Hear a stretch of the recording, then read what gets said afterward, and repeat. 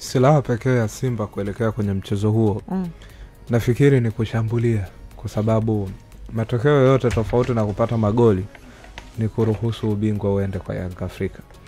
Na ukitaka kuamini hilo, angalia mechi zote ambazo Yanga wameweka kwenye shinikizo msimu huu, wana asilimia nyingi za kuruhusu bao. Lakini unaenda kuwashambulia Yanga wewe ukiwa na strategy ipi ya kujilinda? Lakini kwa mpango kazi wa Simba wa msimu huu, namna ambavyo safu yao ya ulinzi inakosea, ni guarantee kwa asilimia nyingi kwamba wewe unaweza kufikia golini kwao. Na katika magoli 11 ambayo Simba wamefungwa, 8 ni makosa ya moja kwa moja ya Musa Pinpin Kamara. Yani kuna uhusika wa Musa Pinpin Kamara kwenye magoli hayo.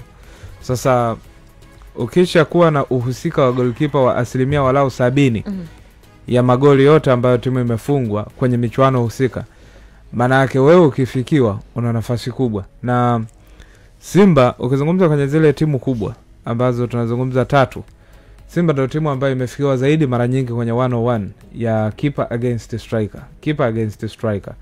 Ndio timu ambayo imefikiwa zaidi kuliko Yanga na Azam. Lakini pia Simba ndio timu ambayo ukishambulia zaidi kutoka pembeni una uhakika wa kuifikia penalty box kuliko timu yoyote kati ya hizi 3 kwa